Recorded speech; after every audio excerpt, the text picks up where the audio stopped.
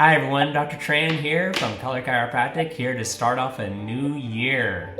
And as always, we've been doing these monthly interviews with different healers, and we are taking somewhat of a different angle with a really good friend of mine who I've gotten to know over the years. We originally met through networking circles. We're in a mastermind group together, but I love him, who he is, and the innovative ways that he has to be able to help people, particularly in business, to be able to get on a better track.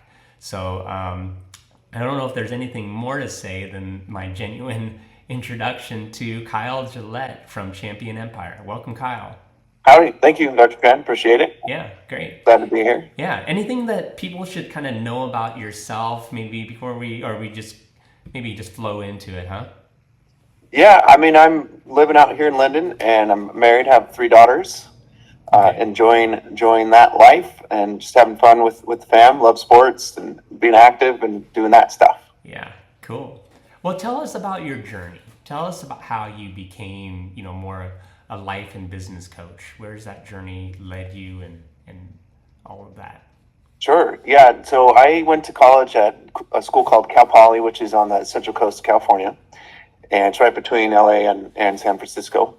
Went there to do kinesiology. So I was going to be a physical therapist, and went and got an externship towards my senior year. And the experience was really cool, but then I realized it wasn't for me.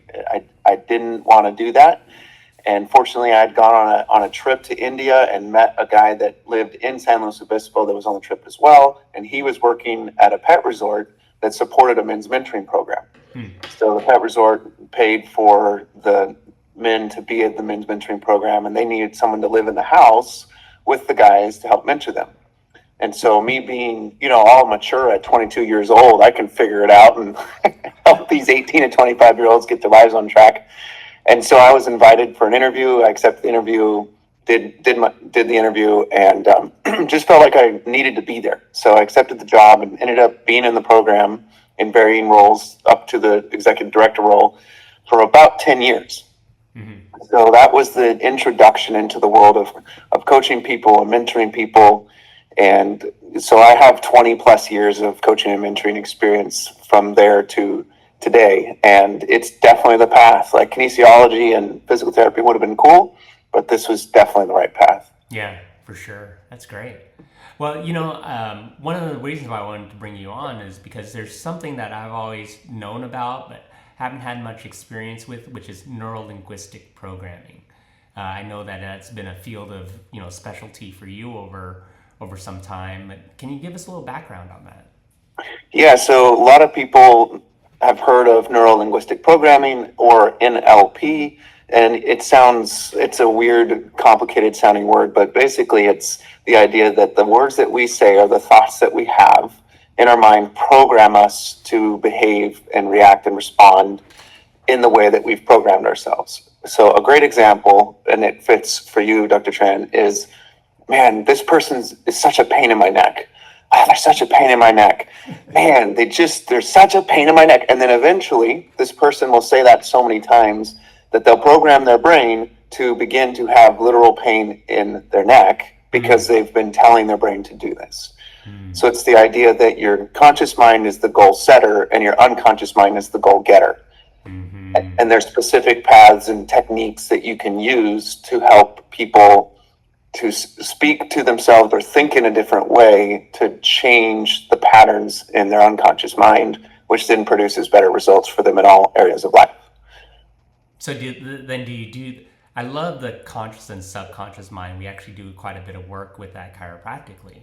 But is it like a matter of accessing the conscious mind to be able to bring messages into the subconscious? So the short of it is imagination would be one of the ways to look at it. So if you are struggling with motivation is a good example. A lot of people struggle with motivation.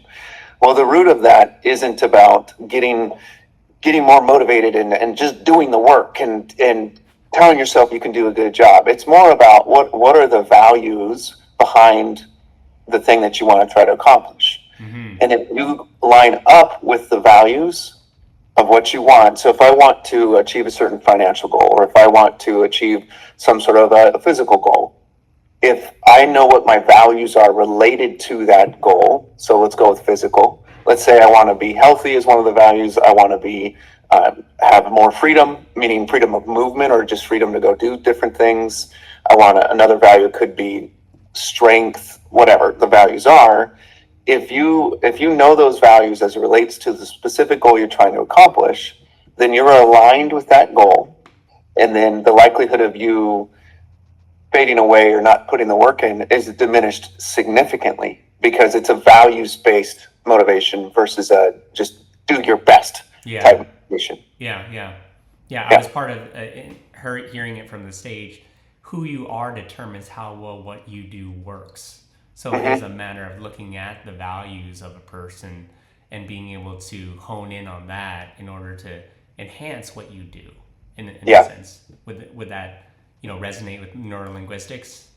Yeah, and the other part of it is, if you look at, let's say, the value of being courageous. Let's say you want to do something physical that's a big feat, like do an Ironman or something like that, or a triathlon. That's a big deal. That's not some small feat. You don't just walk out your door and do a triathlon. You got to train, and it takes some courage to step into that. But let's say you don't believe you have courage, or you don't think you have enough courage, and that character trait or that quality you feel like is a little bit missing, or it's not as strong as it could be. Neuro-linguistic programming helps you to find all the examples in your life where you were courageous, and it programs your mind. It gives you that database of proof that says from when you were 2 years old falling down on your face when you're trying to walk to today, that you've had all these hundreds, if not, well, definitely thousands of instances where you've proven that you're courageous. And so you leverage that database and say, okay, I know I've been courageous my whole entire life, in little things, in big things, with people, without people, in difficult times and easy times. And so now my value for running this triathlon is, part of it is to be courageous. And I know for a fact that I have been my whole life. So the possibility of me using that to move me toward achieving that goal skyrockets. And then you do that with several other values as it relates to the goal you're trying to achieve. And now the likelihood of accomplishing the goal it's basically 100%, because you're lined up with your values and you're lined up with knowing that you embody those components. Let's see if we can break that down practically, because a lot of times we're doing this in January at the time of taping. A lot of people enter New Year's resolutions. A lot of people probably on this channel are thinking about things related to their health, right? Sure. So how do you think you could apply some neuro-linguistic programming concepts to helping them achieve that? Yeah, so there's something called a well-formed outcome. And I'll walk you through how to do that. And people can do it on their own for sure. And so there's a lot of steps to it, but I'll give you the kind of the overview of it. The first thing you ask is, what do you want? Okay. I mean, quite simply. And a lot of people haven't really asked themselves that question as it relates to the goal. Okay, so for me, let's go with, there's some gymnastic-like movements that I want to be able to do before the end of the year. There's some handstand stuff, some muscle ups, and some single leg squat stuff. There's various things like that that I've been working on that I want to be able to do before the end of the year. For me, that includes a 50-foot walk on my hands. It includes 5 muscle ups in a row, 10 single leg squats. So, I'm 41 years old. So this is a big deal. I've never been able to do those things before, any sort of consistency. But so that's what I want to do, but what do I really want underneath that? And so that is your values. And for me, I want the health, I want the what do you call it? Flexibility is the wrong word, because that's not really what I mean, but I want to have health. I want to have the courage to do it. I want to have the strength to do it. There's a lot of different values in there. I want to learn how to do it, right? So there's a learning value component to it. So you're basically, quote, eliciting your values, and you're saying, what do I want underneath or above this goal? Okay, specifically, I want to achieve this thing, but then what's the purpose behind it, which is those values. when you discover those values, what you can do is then create a map, create a vision of what it looks like. So you're creating a mental vision board of what it would look like to have achieved this specific goal. And then you overlay your values on top of that goal. Okay. Right. So I see what it looks like to accomplish this goal of doing that little path that I mentioned to you. I see it in my mind's eye and I watch myself do it, which creates this compulsion for my unconscious mind to go make it happen, because I make it so real as if it already exists. And because your unconscious mind doesn't know the difference between a well-formed reality in your well-formed created reality in your mind and reality, it's going to go and try to get it. Right. So back again to that statement, your conscious mind is the goal setter and your unconscious mind is the goal getter. So I'm telling it, go get this. Cool. And just leaving it to its devices, because you've programmed it the best that you could with the visualization, with the representation, and with the memories that you've already inputted in through your conscious mind. Yeah, technically there's another 5 steps or so, but the reality is those are steps about, are we sure that it's ecological? Does it fit with all your circumstances? Do you have any resistance to this goal?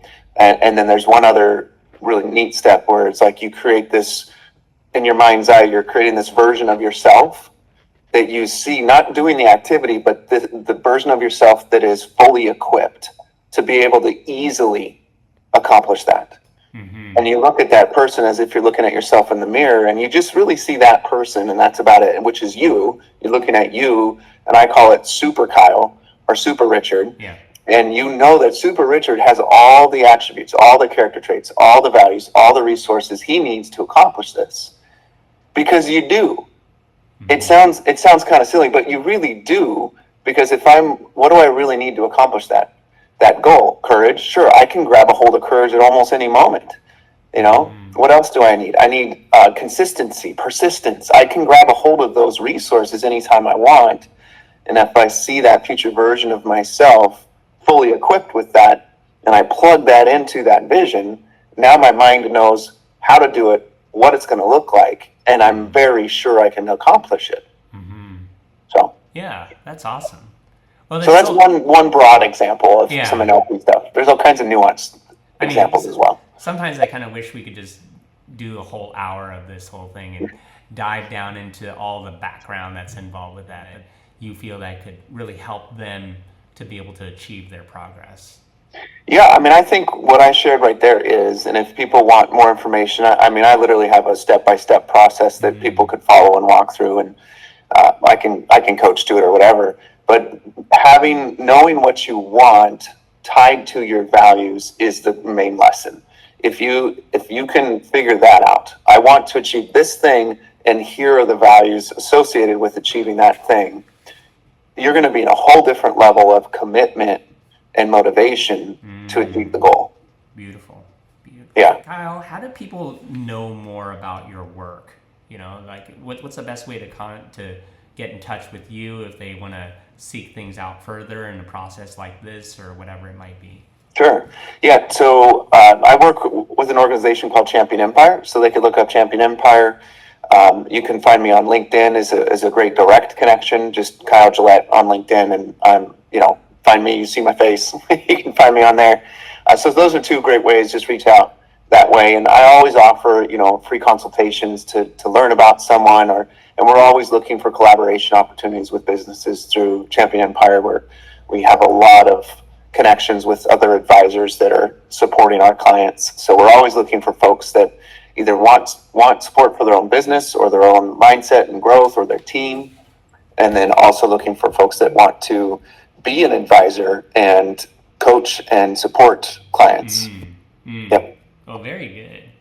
Well, achievement, values, commitment, I think those are really, honing key elements of what we really talked about today.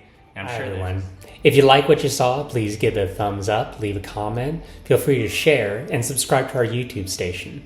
If you have any questions or suggestions, we appreciate it. Just email us at info@colorchiropractic.com.